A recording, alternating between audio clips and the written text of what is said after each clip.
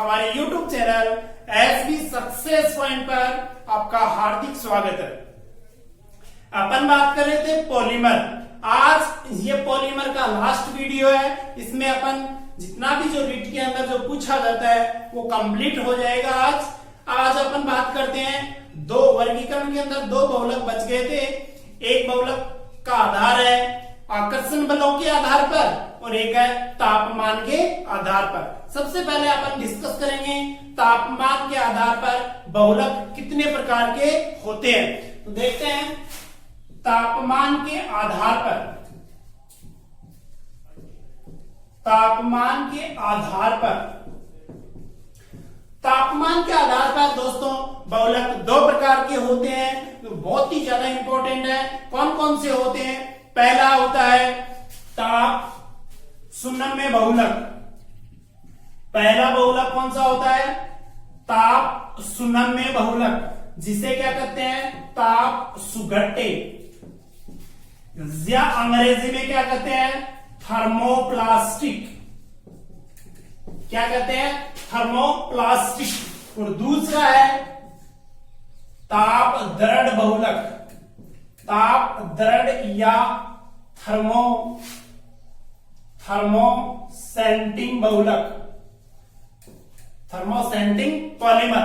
तो देखो पहला कौन सा? ताप सुनम्य बहुलक। तो नाम से अर्थ निकल रहा है कि वे बहुलक जो ताप की प्रति क्या होते हैं? सुग्राही होते हैं। यानी इनको जब गर्म करेंगे तो क्या होंगे? पिघल जाएंगे और पुनः इसको ठंडा करेंगे तो क्या होगा? वापस कठोर हो जाएंगे।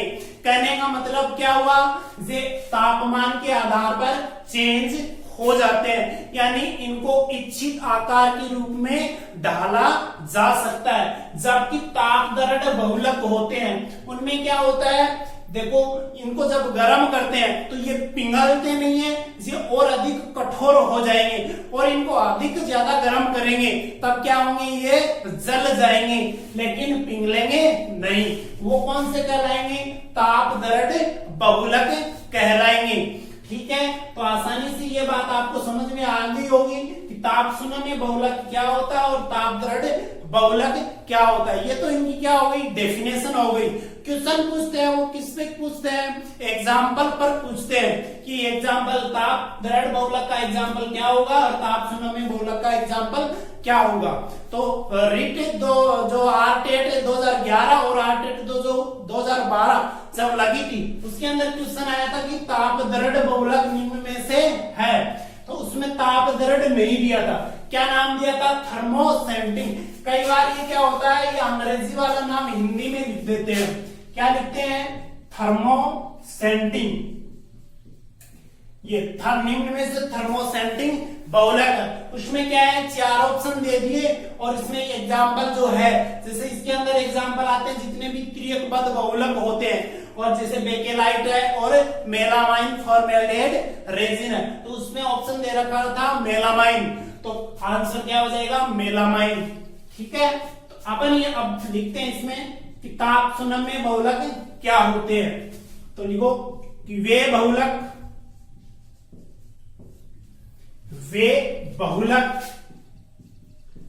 जिनको गर्म करते हैं तो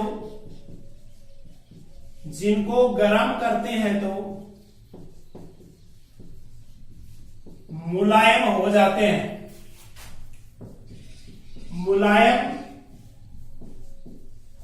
हैं, जबकि ठंडा करने पर पुनः कठोर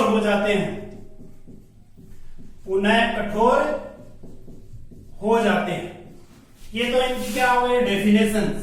अब देखो ताप दृढ़ बहुलक के अंदर क्या लिखेंगे कि वे बहुलक जिनको गर्म करते हैं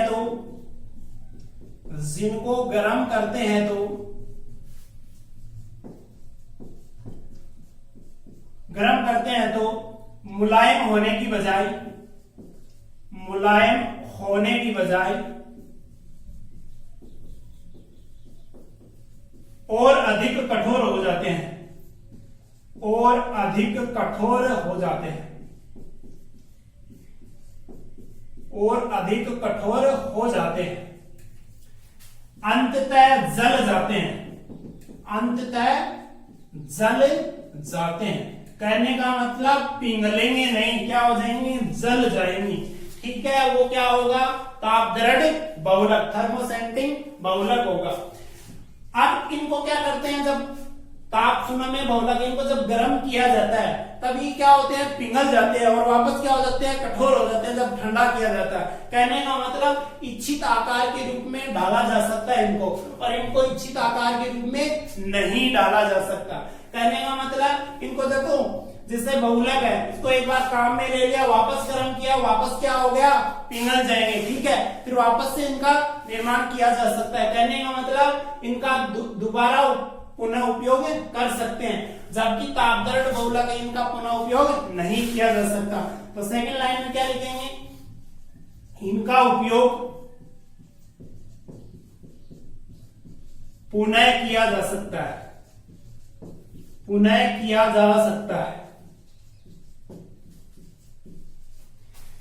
सेकंड इसमें क्या लिखेंगे, इनका उपयोग पुनः नहीं किया जा सकता, इनका उपयोग पुनः नहीं कर सकते, पुनः नहीं कर सकते।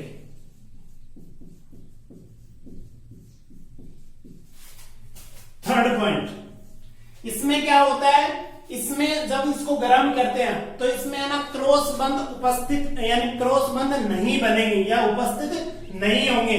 तो ये क्या होगा, यानी तापमान के प्रति ग्राही होगा, यानी सुग्राही होगा। जबकि क्या होते हैं, गर्म करते हैं तो इसमें है ना तिर्यक बंध बन जाते हैं, जिससे क्या होता है, ताप के प्रति क्या हो जाता है, दृढ़ हो जाता है। कहने का मतलब अपन तीसरा पॉइंट क्या लिखेंगे, इनमें तिर्यक बंध अनुपस्थित, इनमें तिर्यक बंध अनुपस्थित, जबकि इसमें क्या लिखेंगे, तिर्यक बंध उपस्थित। ठीक है, ये तीनों पॉइंट आसानी से आपको समझ में आ गए होंगे। अब चौथा पॉइंट है वो बहुत ही ज्यादा इंपॉर्टेंट है, और वो कौन सा पॉइंट है, एग्जाम्पल का। तो देखते हैं,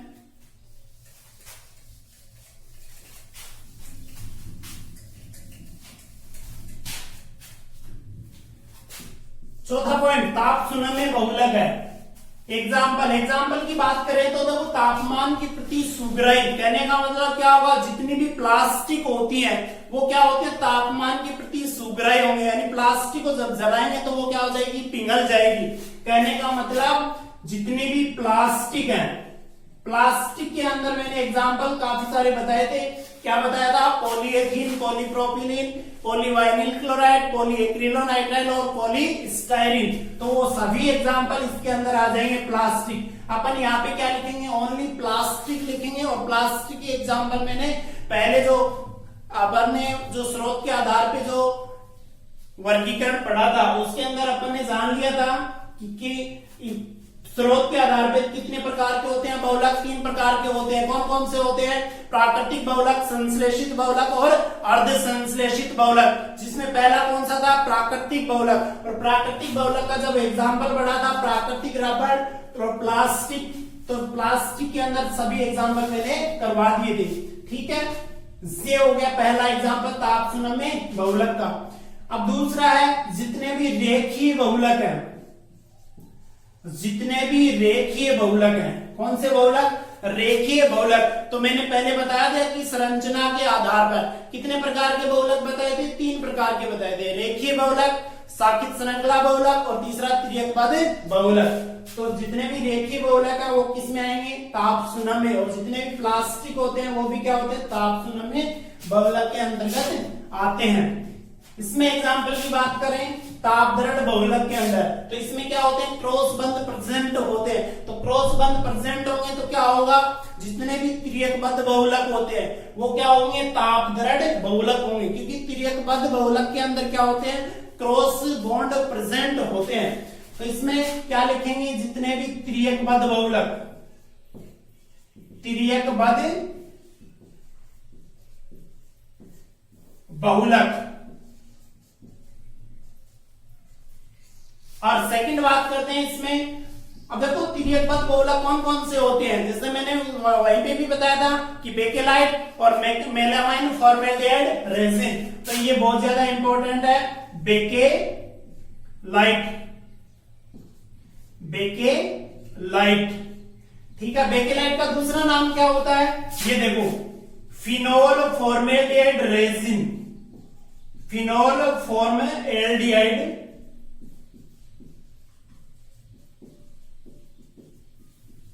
aldehyde resin, phenol formaldehyde resin. कहने का मतलब इसकी एकलक इकाई, बेकेलाइट की एकलक इकाई पूछे तो क्या होगा, फिनोल होगी और फॉर्मेल्डिहाइड होगी। यानी सीधी सी है, इसका जो नाम होता है वही क्या होती है, एकलक इकाई होती है। बेकेलाइट का एकलक क्या होगा, फिनोल और फॉर्मेल्डिहाइड। ठीक है, ये एकलक भी हो गया, इसका पूरा नाम भी हो गया। बेकेलाइट को क्या बोलेंगे, फिनोल फॉर्मेल्डिहाइड रेजिन। इसके अलावा क्या बताया था, मेलामाइन, मेलामाइन फॉर्मेल्डिहाइड रेजिन।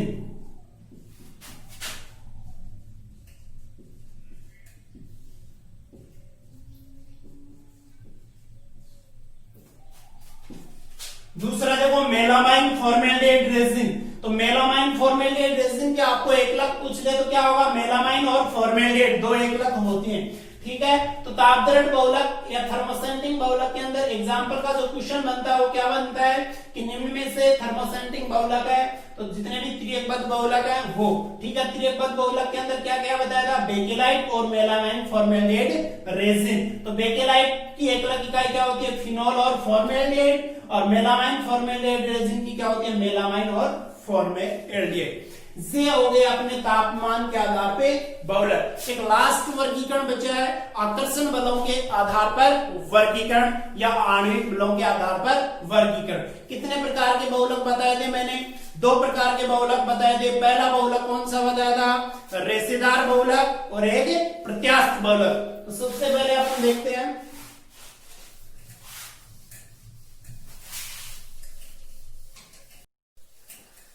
देखिए दूसरा है आकर्षण बलों के आधार पर। आकर्षण बलों के आधार पे बहुलक कितने प्रकार के होते हैं, दो प्रकार के होते हैं। पहला आकर्षण बलों के आधार पर या आणविक बलों के आधार पर, दो प्रकार के होते हैं, प्रत्यास्थ बहुलक और रेशेदार बहुलक। प्रत्यास्थ बहुलक और रेशेदार बहुलक। प्रत्यास्थ बहुलक का दूसरा नाम क्या होता है, इलास्टोमर। ठीक है, अब देखिए प्रत्यास्थ बहुलक क्या होता है, किसके आधार पे, आकर्षण बलों के आधार पर। तो आकर्षण बलों के आधार पे है, तो इसमें आकर्षण बल कौन से पाए जाते हैं, तो प्रत्यास्थ बहुलक के अंदर सबसे दुर्बल बंध पाया जाता है। कौन सा पाया जाता है, वान डेर वाल। तो इसके बारे में एक बात कही जाती है, जिसका कोई नहीं होता उसका कौन होता है, वान डेर वाल होता है। तो अपन इसकी परिभाषा लिख लेते हैं कि वे बहुलक जिनमें दुर्बल वान डेर वाल्स बल पाए जाते हैं, जिनमें दुर्बल वान डेर वाल्स बल पाए जाते हैं।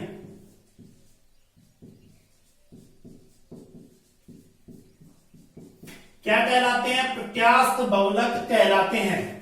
सबसे पहला पॉइंट, ठीक है, इसमें मेन जो चीज है वो क्या है, दुर्बल वान डेर वाल्स बंध, इसको ध्यान में रखना है। दूसरा कैरेक्टर इसका, इन्हें सामान्यतः क्या कहते हैं, रबर कहते हैं। क्या कहते हैं, रबर, रबर या रबड़ कहते हैं। इसका देखो पहला पॉइंट, रेशेदार बहुलक। तो रेशेदार बहुलक क्या होगा, इसमें तो दुर्बल वान डेर वाल्स बल पाए जाते हैं और इसमें क्या होगा, प्रबल हाइड्रोजन बंध पाए जाते हैं। यानी वे बहुलक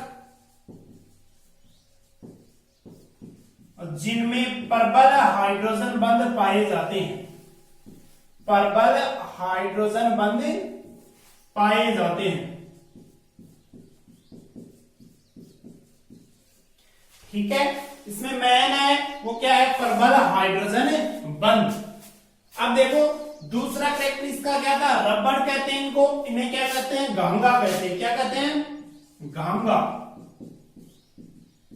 क्या कहते हैं, घांगा। ये ध्यान में रखना कि रेशेदार बहुलक का जो फाइबर है उन्हें क्या कहते हैं, घांगा कहते हैं। तो प्रत्यास्थ बहुलक, उनकी प्रत्यास्थता और तन्यता होती है वो क्या होती है, बहुत ही कम होती है। इसलिए इनकी प्रत्यास्थता और तन्यता बढ़ाने के लिए जो प्राकृतिक रबड़ होता है उन्हें सल्फर के साथ क्या किया जाता है, गर्म किया जाता है। तो गर्म करेंगे तो उनके अंदर त्रियक बंध प्रेजेंट हो जाएंगे, जिससे क्या होगा, उसकी प्रत्यास्थता और तन्यता बढ़ जाएगी। और जो रबड़ प्राप्त होता है वो कौन सा रबड़ प्राप्त होता है, वो वल्कनिक अर्ध रबड़, और जिसकी प्रत्यास्थता और तन्यता क्या होती है, उच्च होती है। तो तीसरा कैरेक्टर अपन लिख लेते हैं कि इनकी तन्यता और प्रत्यास्थता, इनकी तन्यता व प्रत्यास्थता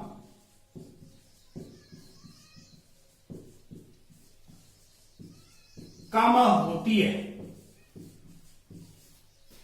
यानी ये प्रत्यास्थ बहुलक है, इनको जब खींचते हैं तो ये खिंच जाते हैं, लेकिन इनका जो बाह्य बल है वो हटा लेने पर पुनः अपनी पुनः अवस्था में आ जाते हैं। इसलिए इन्हें क्या करते हैं, प्रत्यास्थ बहुलक कहते हैं। और रेशेदार बहुलक, इनकी प्रत्यास्थता और तन्यता क्या होती है, अधिक होती है। प्रत्यास्थता व तन्यता अधिक, ठीक है। अब अपन बात करते हैं इनकी एग्जांपल्स की। एग्जांपल, प्रत्यास्थ बहुलक का एग्जांपल कौन सा होता है और रेशेदार बहुलक का एग्जांपल कौन सा होता है, ठीक है।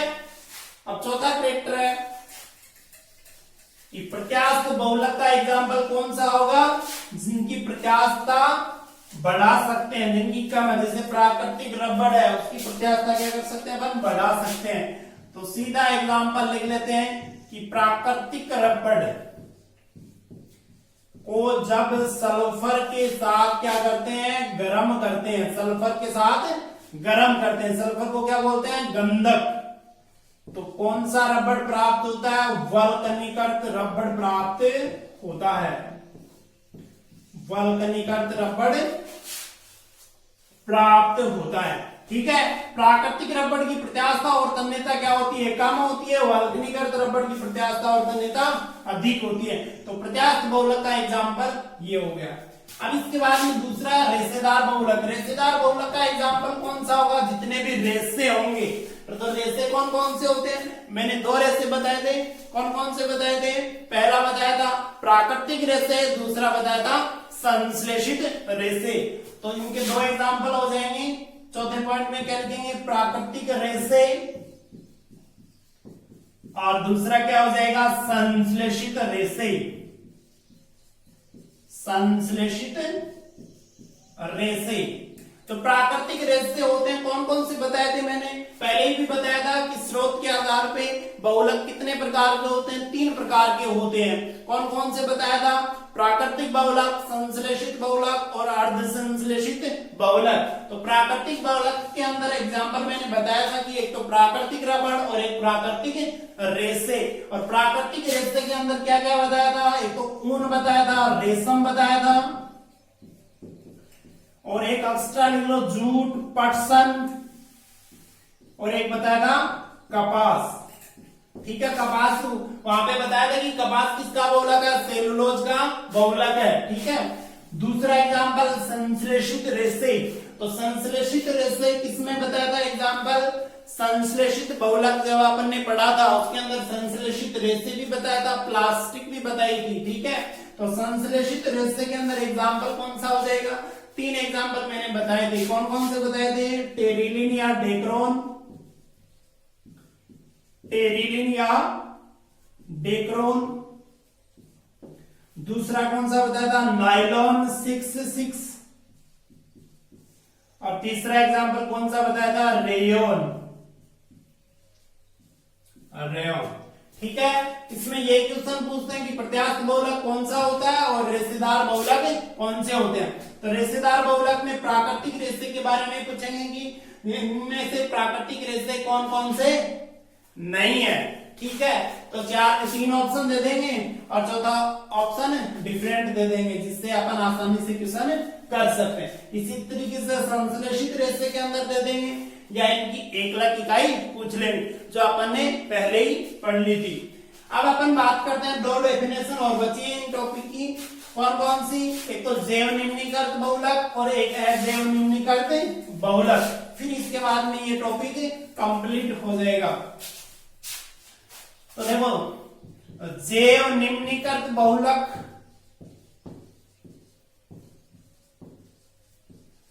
और एक है अजैव निम्नीकृत बहुलक। जैव निम्नीकृत बहुलक है उससे क्या बोलते हैं? Biodegradable polymer.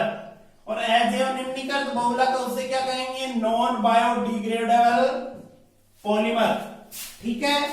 अब देखो, नाम से अर्थ निकल रहा जैव निम्नीकृत यानी जीवों के द्वारा अपघटन, यानी जीवाणुओं के द्वारा अपघटन, यानी वे बहुलक जिनका जीवाणुओं द्वारा अपघटन हो जाता है, जैव निम्नीकृत बहुलक। और अजैव निम्नीकृत बहुलक का मतलब कि वे बहुलक जिनका जीवाणुओं द्वारा अपघटन नहीं होता। तो क्या लिखेंगे इसके अंदर? लिख सकते हैं जीवाणुओं द्वारा अपघटन, जीवाणुओं द्वारा अपघटन। और इसमें क्या लिखेंगे?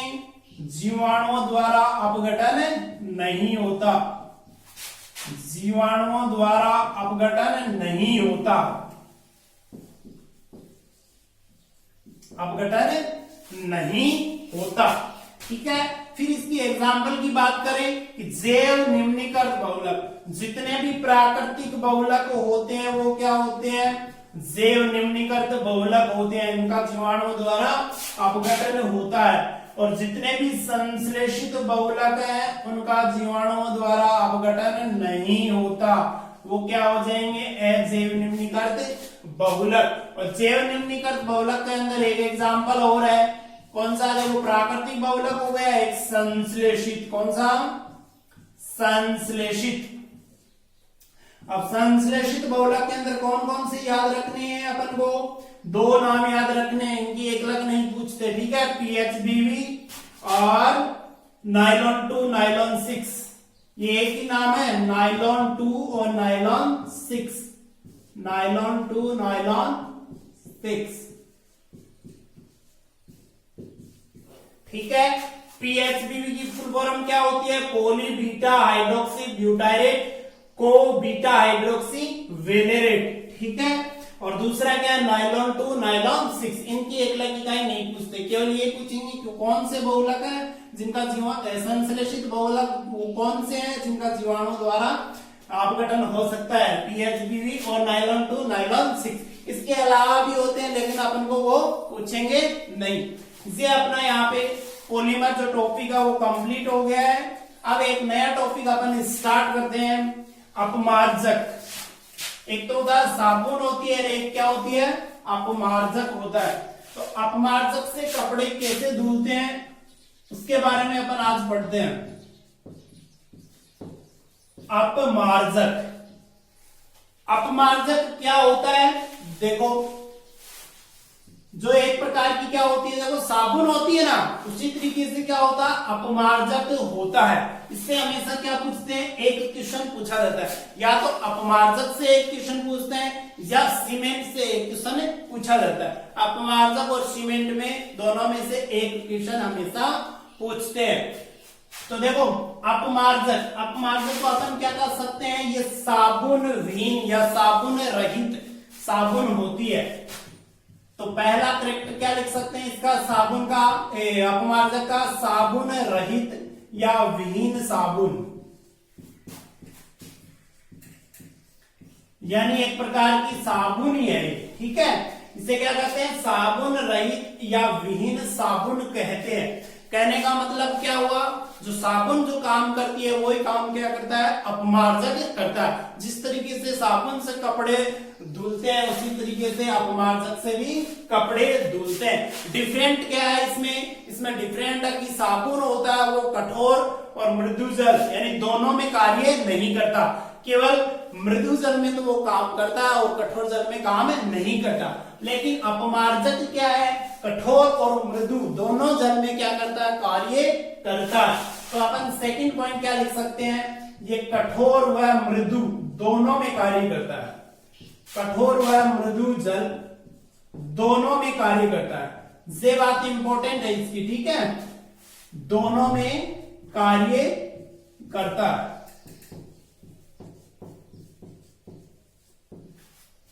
कठोर व मृदु जल दोनों में कार्य करता है। और सबसे इंपॉर्टेंट बात है इसकी परिभाषा की, यानी इसकी डेफिनेशन क्या होती है, उससे हमेशा क्वेश्चन पूछते हैं। क्या होता है, देखो साबुन तो होती है कार्बोक्सिलिक अम्लों के सोडियम या पोटेशियम लवण होते हैं, लेकिन जो अपमार्जक होती है वो क्या होती है, सल्फोनिक अम्ल। सल्फोनिक अम्ल क्या होता है, SO3H होता है, मैंने पहले भी बताया था, ठीक है।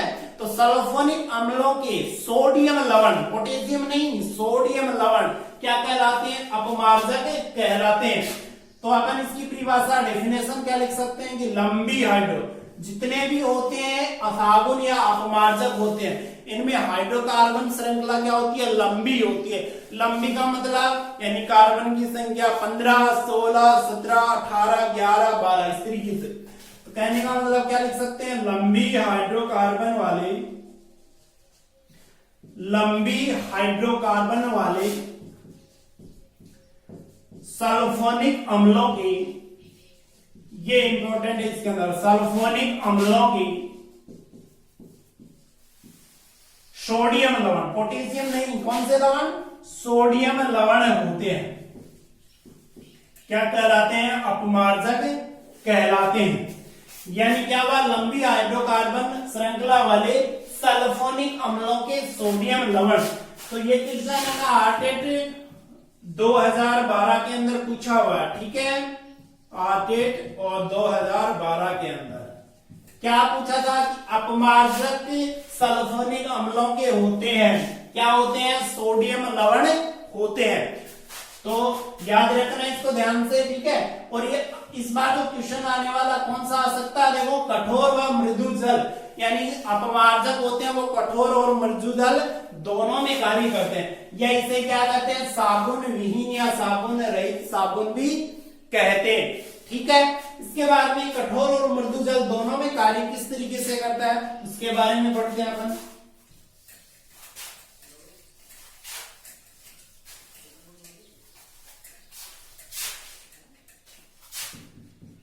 मृदु में तो काम करता ही करता है, कठोर में कैसे काम करता है अपमार्जक, वो देखते हैं। देखो कठोर जल में कौन से आयन होते हैं, कैल्शियम और मैग्नीशियम आयन पाए जाते हैं। कठोर जल में कैल्शियम और मैग्नीशियम आयन पाए जाते हैं। तो कठोर जल में अगर इसको अपमार्जक को घोलेंगे तो क्या होगा, इसके क्या बनेंगे, सोडियम हटके क्या लग जाएगा, कैल्शियम और मैग्नीशियम लवण बन जाएंगे। और कैल्शियम और मैग्नीशियम लवण होते हैं वो जल में क्या होता है, घुलनशील लवण होते हैं, और घुलनशील होंगे तो आसानी से क्या होगा, कपड़े साफ हो जाएंगे। तो क्या लिखना अपन, कठोर जल में कैल्शियम और मैग्नीशियम आयन पाए जाते हैं। तो साबुन का ना क्या है, अपमार्जक के कैल्शियम व मैग्नीशियम लवण बन जाते हैं। तो ये जल में घुलनशील होते हैं, तो ये जल में घुलनशील होते हैं, इसलिए आसानी से कपड़े धुल जाते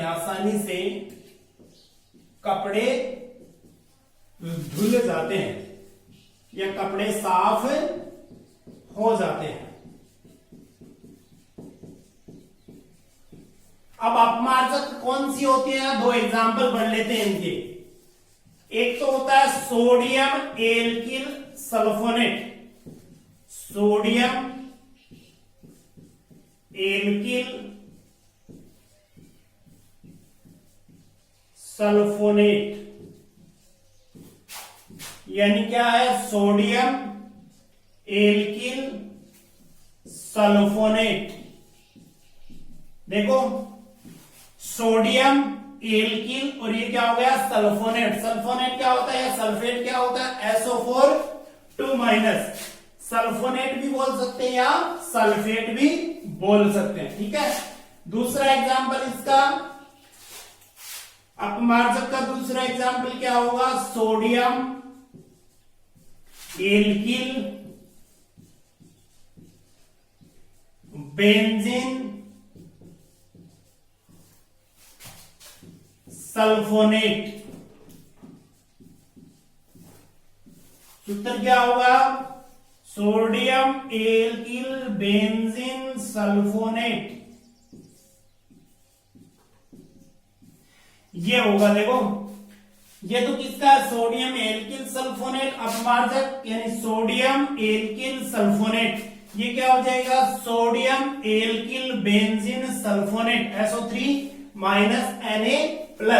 इसमें ये भी पूछ सकते हैं कि कौन सा ध्रुवीय भाग होता है, कौन सा अध्रुवीय भाग। तो अपमार्जक होता है या साबुन होती है, उसमें क्या होता है कि जो आयनिक भाग होता है, आयन होते हैं, वो तो जल में घुलने का कार्य करते हैं, और जो अनायनिक भाग है यानी अध्रुवीय भाग है, जो हाइड्रोकार्बन श्रृंखला है, वो जल में घुलती नहीं है। यानी ये किसमें घुलती है, वसा में, यानी जो चिकनाई होती है, जो मैल होता है, उसमें ये घुलने का कार्य करती है। वो क्या होता है, मिसेल निर्माण की प्रक्रिया होती है।